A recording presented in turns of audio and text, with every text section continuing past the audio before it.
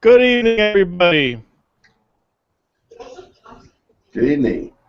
Glad to see all you gentlemen can come in to join us this evening. We have James, Gary, and David joining us. We're going to discuss part of the book of Judges, mainly Deborah and Gideon. So don't touch that mouse. Stay tuned, and here we go.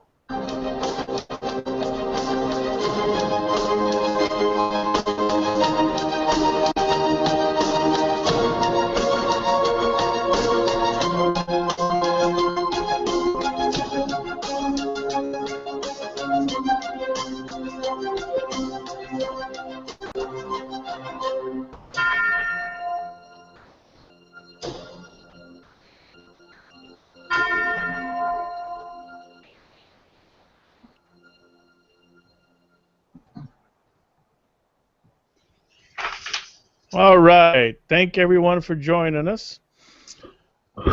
So we got joke of the week. What's the joke of the week? Okay, here we go. I'm going to throw in a little second grade humor just because we're so elite and mature. This is called the big cavity. Open wider, requests the dentist as he begins his examination of the patient. Good grief, he said. He was startled. You got the biggest cavity I've ever seen. The biggest cavity I've ever seen. Okay, doc, replied the patient. I'm scared enough without you saying something like that twice. I didn't, said the dentist. That was the echo.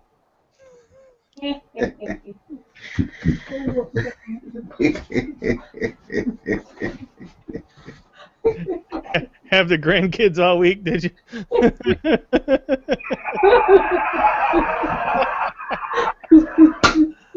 Oh man.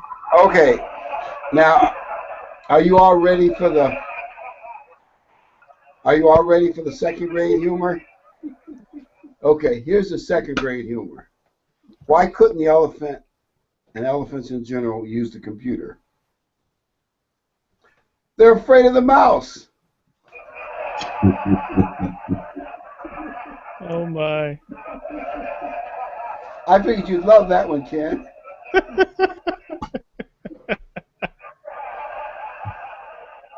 I've had some mouses that mess me up too. Or I blame it on the mouse and the computer. Okay, one more second grade humor. Not quite as funny, but it's all how you perceive it. Why couldn't the dog get the apple? He was barking up the wrong tree. Oh my. That's second grade humor for you. Well, that'll do it for tonight. We'll see you next week.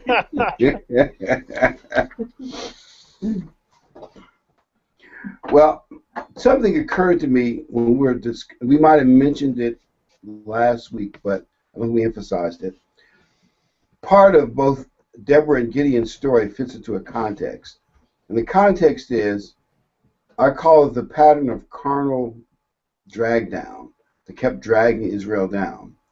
And it's described in Judges 2:10-14, where the book of Judges basically tells you this is what went on.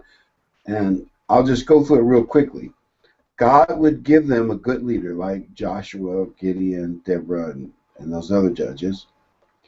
And in the lifetime of that person, usually, and maybe in some cases the leaders who led under them passed away.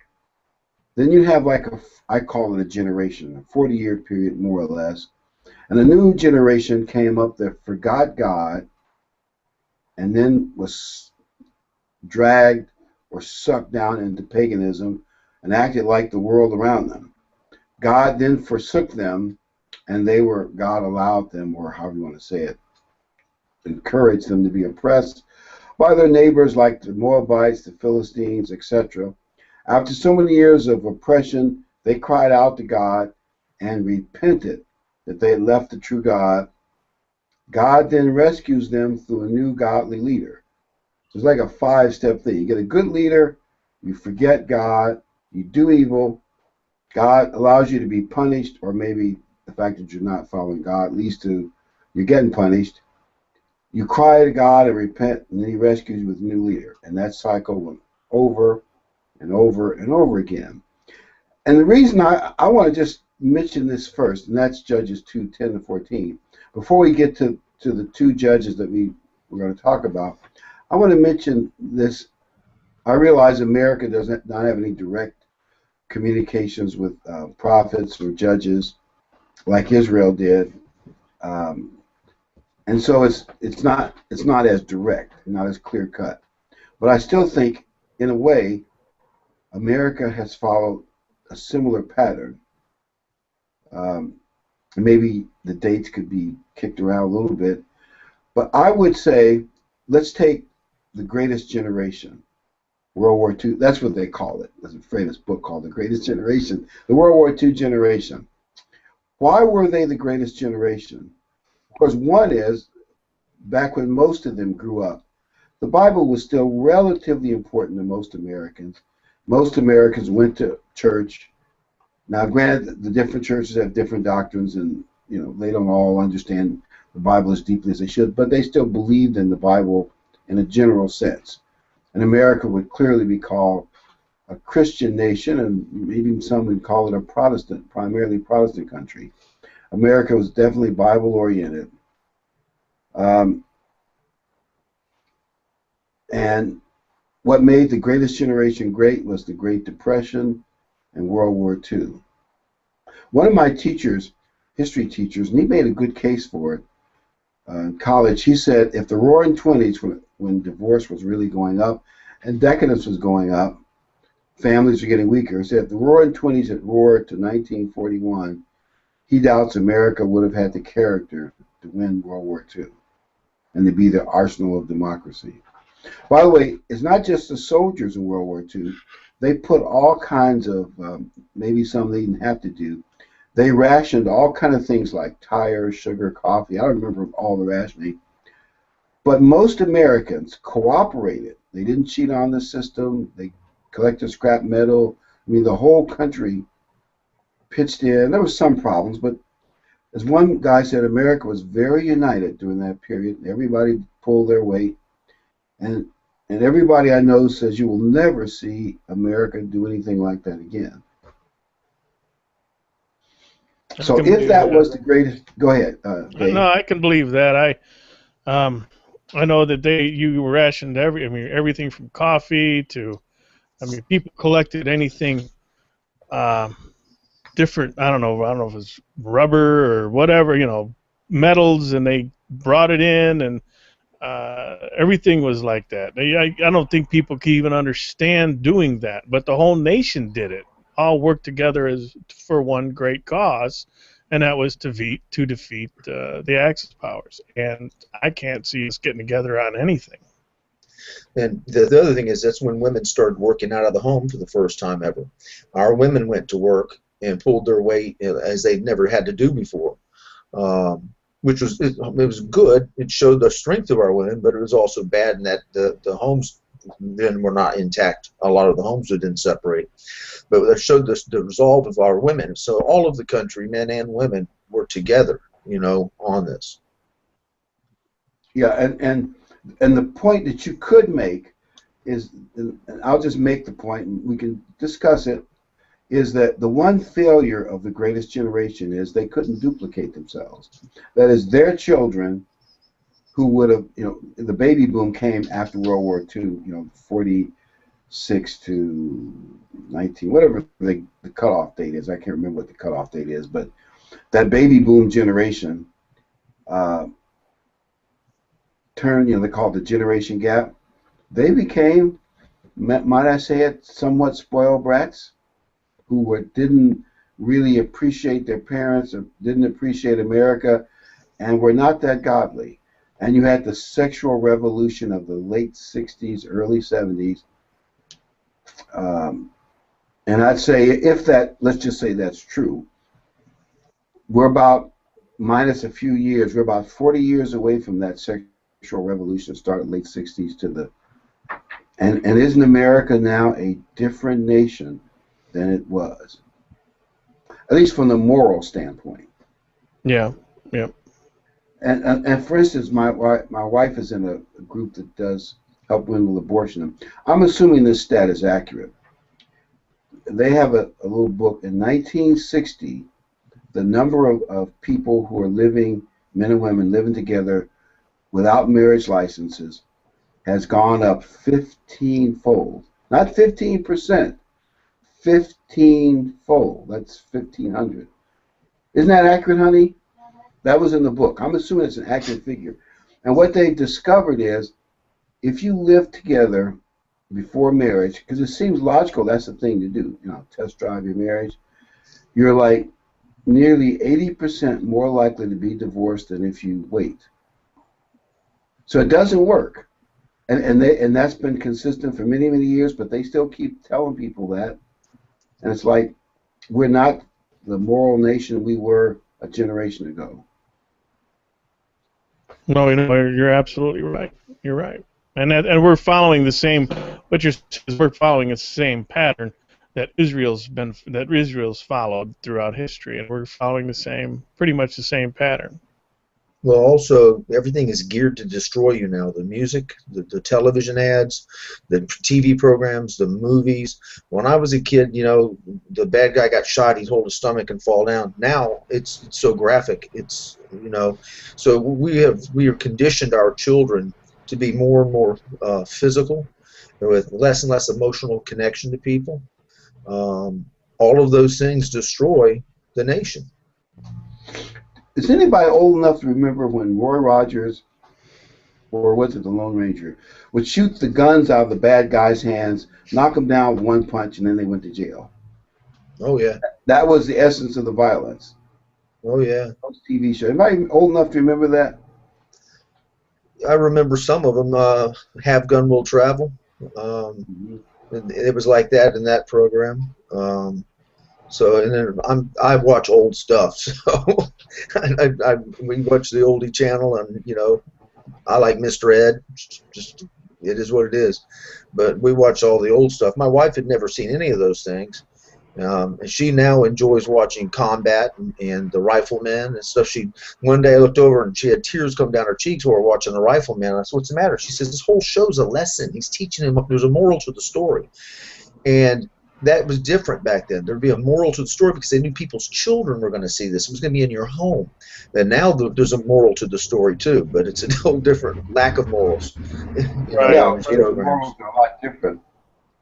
Yeah, you know what? And it's not as clear. A lot of times in the viewing or the TV or movie, it's not as clear. It's like they're trying to slip it in.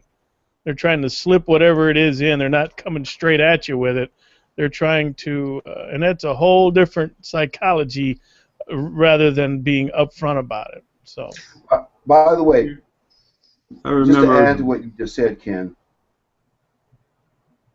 In the Roy Rogers program, I remember. Let me say this quick. You would see the gun fly out of his hand, and a couple seconds later, you would hear the shot. And Roy Rogers was a cowboy, but he had a Jeep. Yeah.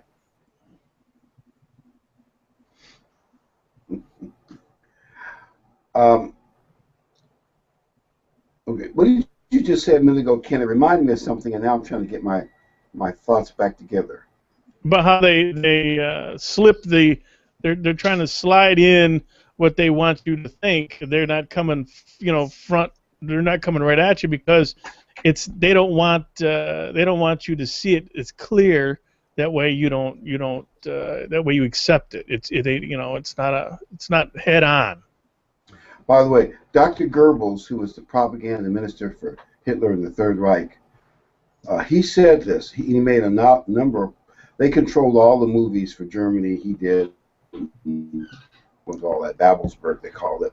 He said the best propaganda is buried inside entertainment, and the audience does not know they're being propagandized. Yeah. And to show you how successful he was, he made a bunch of movies that make people hate the Jews. They didn't realize that was the point of the movie, but that's part of what the movie was, hating the Jews.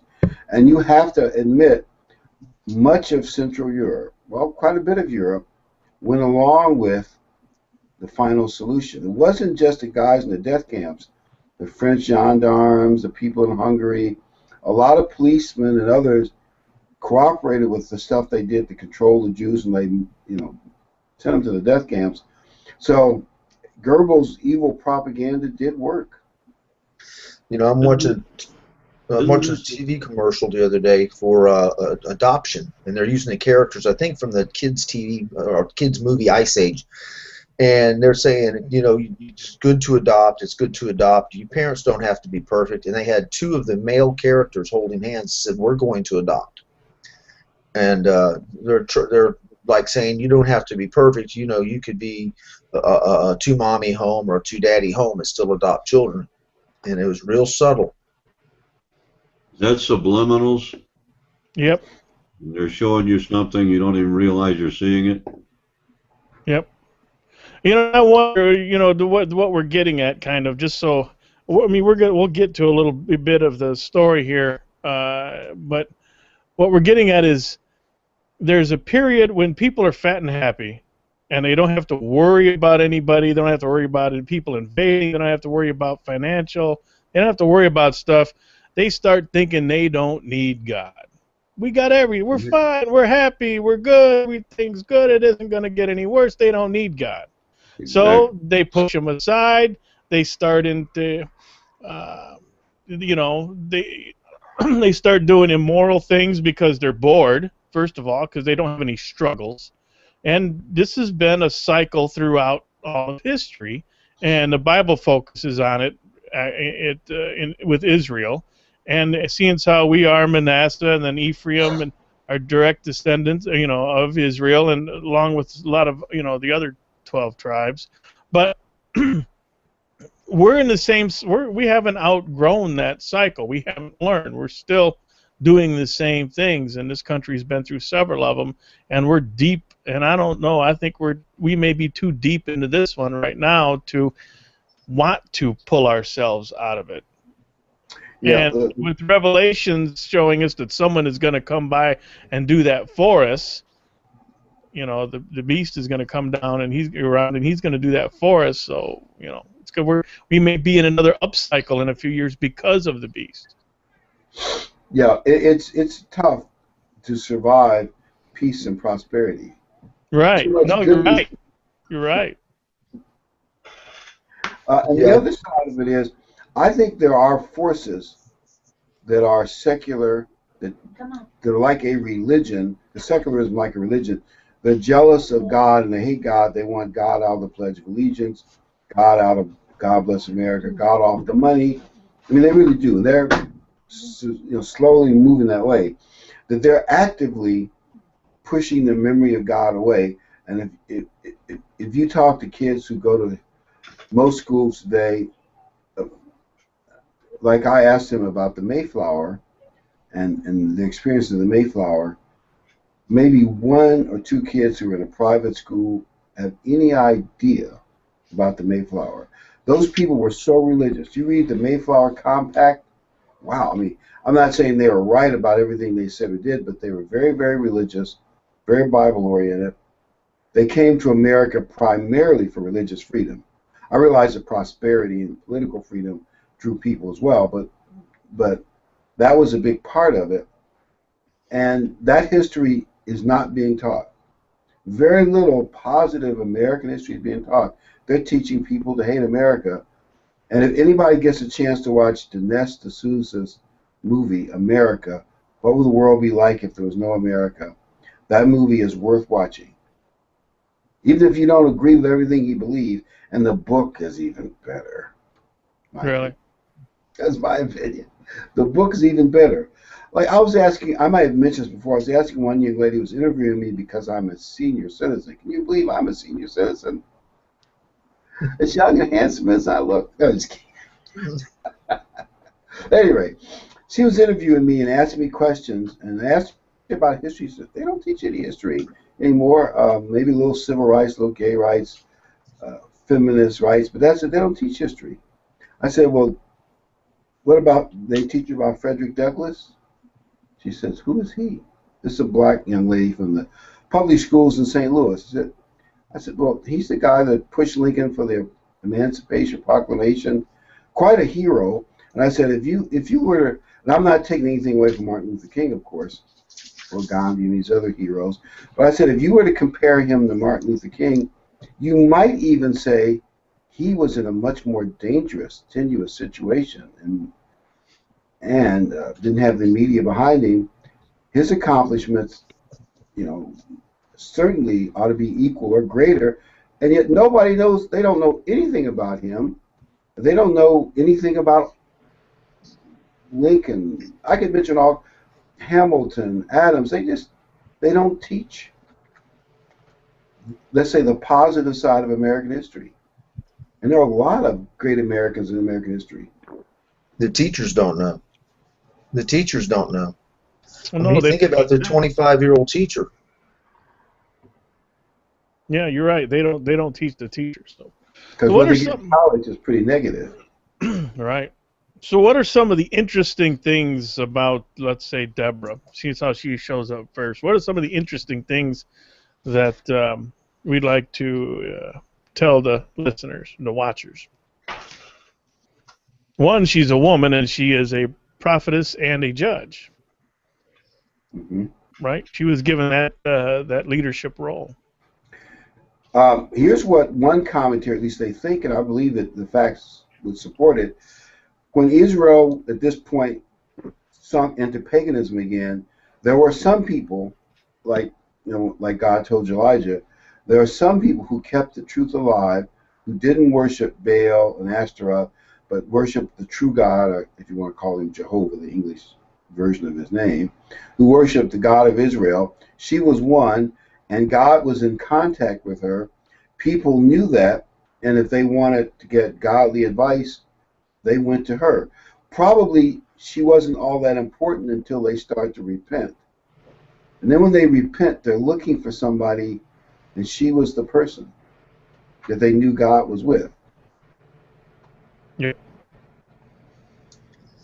She was trusted. I believe it was Barak she told to go into battle, and he wouldn't go unless she went with him. Not that she did battle, but he knew that she was so close to God that God would not allow anything to happen to her. Therefore, their chances of winning that battle greatly increased.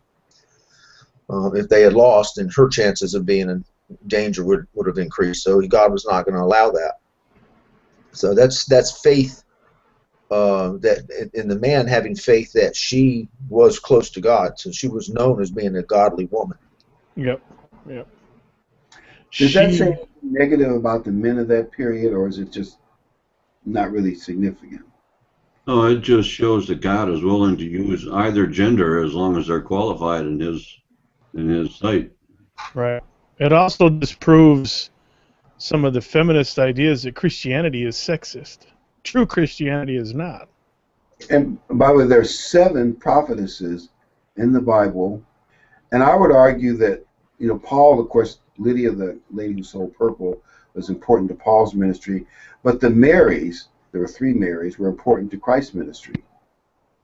And you read the Gospels, and I don't remember, of course, his mother Mary, Mary Magdalene, and there's a 3rd Mary, and I can't remember, maybe that was Mark's mother, Mary, but the Marys are important.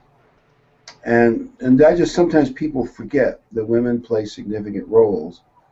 And I think Paul also applauds many of them at the end of various letters that he sends out. And that God is not a sexist. And boy, I tell you what, I know of church congregations where a woman who's godly can come along and really have a powerful impact on a local congregation. Yep. Well, it seems that the times of Jesus' life when he was in very stressful situations, there were women nearby. And I've always thought that a lot of that probably has to do with the fact that they are natural nurturers. And he needed that kind of attention, being a human being that he was. He needed that just like anybody else does. And they were there for him through that. I've always said men protect women and children. Women educate children and civilize men, and the 2 of them together create more human beings, more men and women. I had a lady, I pulled in front of her, and she was cussing me out, and I was in the wrong. I was on the phone at the same time, driving my car, I know. And I started going, I'm sorry, just go. I'm sorry, okay, I messed up. It's my fault. Please just go. She just wasn't going to stop cursing me out. So as she finally drove off, my buddy's on the phone laughing, and he said, 20 years ago, Dave, you'd have got out and let her have a piece of your mind or whatever. And I said, no, I don't know about that. And he started laughing. He said, Sandy has civilized you. He said, you know, because he's known me about 20 years. He said, 20 years ago, you were as crazy as the Taliban. So he said, Sandy, because I was single and I was a professional fighter, and, you know, when your only tool's a hammer, everything looks like a nail. So he said, she has really calmed you down. So, and I said, well, I hope to think God has had his hand in that as well. You know, one of the other things I thought was interesting was that she was given the knowledge that Barak was not going to kill Sisera. That a woman was going to do it. Right. Yeah. Sisera got it in a big way, too. Oh, yeah. And yeah, it's interesting that Barak could have shown more courage, but by the way, for those who think Deborah was still in danger, because even if she was in the what we call the rear of the army, the staging area, if they lost the battle, she could have easily been killed, like you said, David. So she was going into a dangerous area, but I'm sure she knew that God would give them the victory.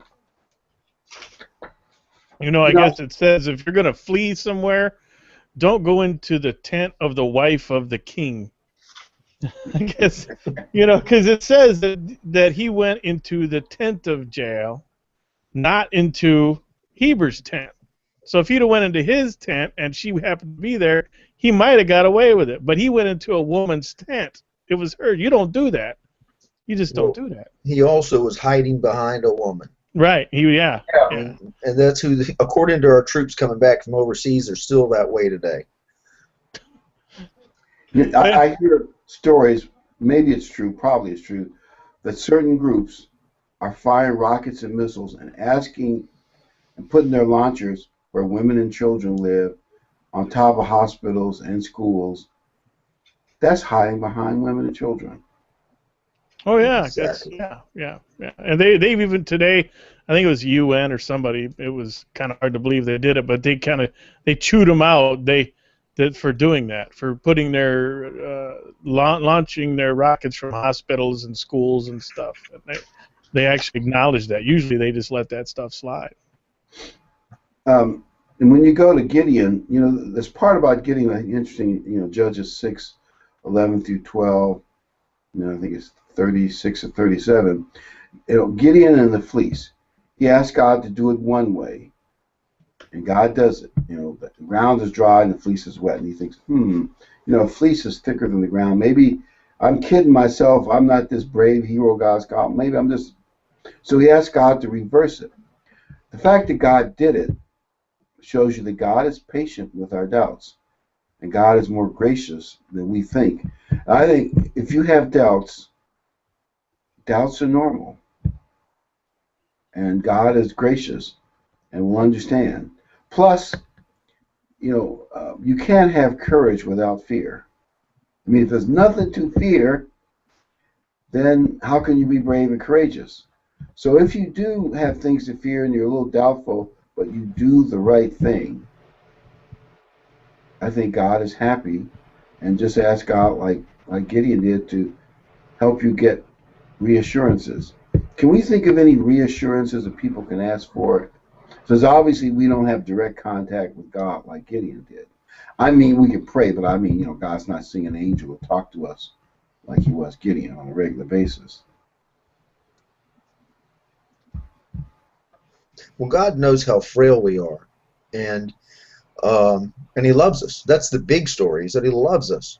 The lady that works for me brought her kids up to my place today, and they're playing around, and the little boy fell and hit his head. Scared me to death. However, 2.5-year-olds seem to be made out of, Glenn Beck calls it God rubber, because he was able to bounce back up and keep going. I'd be in the hospital, you know. But you look at these little children, you know, and I haven't had little children around me in a very long time. You look at these little children, and my heart goes out to them. And I go, you know, precious little thing. I don't want them to get hurt. Well, I think God looks at us the same way. Even though we're grown men, I tell everybody my son's 6 foot and 300 pounds. He's a scary looking guy, and for a lot of reasons. But I look at him, I see that little boy, you know. So I'm sure God looks at us and says, you know, he's a dummy, but he's trying. You know, he doesn't have the faith he should, but he's trying. And I think his heart goes out to us. Maybe almost too much in some cases, you know. But he looks at us differently than we think about that, you know. And like for me, having these little ones around, it changes everything about me when they're around. You know. That's a good point.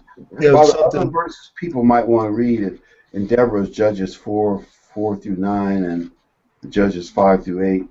The song of Deborah Barak, that Israel was saved by a mom. She was like Israel's mother advisor. And people ask about the judges. Basically what the judges did was they didn't rule Israel because the people asked Gideon to be their king. And Gideon said, no, I don't want to be your king. God is your king. But Gideon was like I'm going to use American terms, the federal leader. Most government in those days was local. You know, the tribal leaders and then inside the various cities and villages. I call it. So most government was local, and they had priests who did certain governmental things, and you know, were judges for murders. And you know, when I say most things were local, and the role of the judge was, of course, to be a conduit between God and the people when he had a special message, and to protect them. Like when they needed a big army to protect them from invasion, someone like Gideon would raise it and drive the bad guys back. It's what I call federal government, but local. Most government was local, and that's actually the way God wanted it. God was their king. There was no IRS.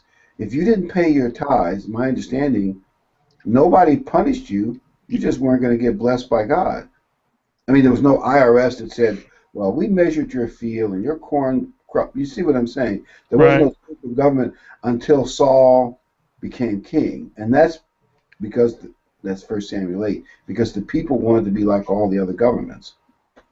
And I've wondered, does America want to be like all the Western European countries that have big governments, a lot of socialism? The problem with big government is the government's big enough to give you a lot of goodies. It's also big enough to take them away and totally control your life, sometimes in ways you don't want. And that, I think, is a problem that Israel had. Isn't that what Samuel told them in 1 Samuel 8? You're going to be overtaxed. You're going to regret this. Yeah. We don't care. We don't care. We want a government like all the other governments. And yeah, the lesson of the Bible is small government, small government, not big centralized. You know, the only control they needed was God and following His laws and His rules. They didn't need to, a big bunch of men ruling over them. And I do think, I know you have problems at every governmental level, but if you have local government making most of the decisions, it's easier to get something changed that's bad. Yep. Yeah, but the problem is it's hard to change anything at that level. The problem is that we're so steeped in evil all over the world. I think that the other countries, God kind of ignores some of their things, where America, you know, we're different. Talking about the cycle of, they get a strong leader, and he goes, he prays, he prays for the people, God forgives them, everything becomes good. A generation or two later, it's right back to how it was, and they're enslaved, and they come back in, they pray to God, and God forgives them, and everything's good. And that cycle's going to continue until Christ returns, in my opinion. Yeah, it's kind of sad, really, if you think about it. No matter how many times we go through it, we don't learn. No. I found a scripture I'd like to read here in 2 Chronicles 7, verse 14. If my people who are called by my name will humble themselves, that's a big one, and pray and seek my face and turn from their wicked ways, then I will hear them from heaven, and I will forgive their sins, and I will heal their land. But they got to humble themselves. People don't humble themselves. That usually comes after pain, unfortunately, and suffering. Saw a billboard the other day. It said, money does not corrupt a man, it exposes him. That's true. You know, the Song of Deborah ends with a proverb that says, "Thus let all your enemies perish, O Lord, but let those who love him be like the sun when it comes out in full strength." You know, I think the problem with the majority of the people in this country, and we in particular, stand in a very particular place to see this, is that they think that the history of America started when the Pilgrims left England and came here. Actually, it goes back to Abraham. And you need to be aware of all that and to understand all that to really understand who we are today and what's going to happen. And the kids are being taught that the founders of this nation were evil men that were rich and took advantage of everybody for their own gain. They don't teach them that they had a community field, a community garden when they got here the first winter, and nobody worked in it, and a bunch of them got sick and died and starved. They don't teach them that working in a community is called communism, that each man is supposed to get out there and work for himself. And, you know, Ben Franklin said, do not help the foreigner when he comes here to gather wood or build a home. Surely if he survives his first winter, by the second winter he will have wood and he will have a home. You know, and that's the American pride right there. I did it myself. I worked hard. And that's not being taught. On capitalism, and that's what, you know, that story from the Pilgrims proved. But that piece of history is not being taught. That capitalism made America great, or business. The business of America was business. And capitalism was practiced by Jesus Christ himself. He hired some men in the morning, he paid them a fee. He hired some more men in the afternoon, he paid them the same fee. And he hired some at the end of the day. And they came to him and they said, how come you're paying them the same thing you paid me? I've worked 10 hours. And then the other guys worked 6 hours, and this guy's only going to work 2 hours. He says, the deal I made with them is the deal I made with them. The deal I made with you is the deal I made with you. That's capitalism. Yeah. And by the way, capitalism lifted probably 400 million Chinese out of poverty, over 150 million people in India out of poverty, and larger millions in various other countries where charity didn't do a thing to lift them out. I mean, they've had charity for years, including foreign aid from America, didn't do a thing. It's capitalism that lifted all those people out of poverty. And now nobody, again, it's attacked again. And it's just an unfortunate thing. The history of America, the true history. There's a story that's interesting. When Napoleon sold the Louisiana Purchase to America, he said, his advisor said, you know, because the French had possessions in the New World, it was just one big headache. It didn't work out for them, giant headache. But everything America touched, I mean, in a relative sense, seemed to turn to gold. And you just look at a map of how America picked up various pieces of land and turned them into very prosperous areas. You know, well, just all kinds of stuff. Alaska, Louisiana Purchase, maybe the most spectacular. And Napoleon said, and his advisors, yep, like everything else, the Americans are very blessed. Everything they touch, it'll work for them. Even in 1805, they could see that America seemed to be blessed by God. I mean, and Alec de Tocqueville confirmed that, you know, 25 years later.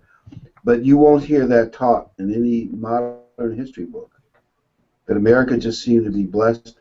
You know, that move from the East Coast to the West Coast, Alaska, you know, way out into the Pacific. That's just a tremendous blessing that God gave America, and most people, we just started they digging put in a negative context. We get out west and start digging in the ground and start finding gold. You know, think about it. Just finding gold. Look what I found, gold, and lots of it. God blessed us. You know, we should be thankful. Wasn't it like a year after America took over California? I mean, they had settlers out there, but I mean, got it legally. They had the big 49er gold rush. And I realized when they first bought Alaska, everybody called it Hewitt's Folly and all that. Now, who would have guessed the gold and all the oil in Alaska? I mean, those are just two, but there are many other lamb persons. It just turned out. All I can say is America's been clearly blessed. The question is, are we still going to be blessed in the future? That is the real question, right? And I'm afraid that if we forget God, we're going to forget us. Yeah, I think that's kind of evident in the way things are going right now. Well, do you have anything? What else do we want to cover on Deborah or Gideon? What about if we mention next week? Remember, what was your idea, Dave? Why were we born? Ken, have we discussed why we? I mean, that specific question. Why were we born? I don't know. We've got 57 out there. I don't know. I don't remember them all. But we can look and see if we did anything like that. We might have done something that what's the plan of God or something similar to that, which is same thing. But I'll look, and if we don't have anything that's directly related, that's a good plan.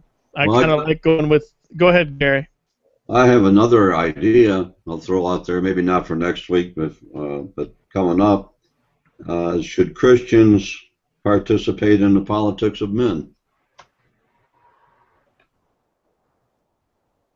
Everybody's quiet. That is a tough one.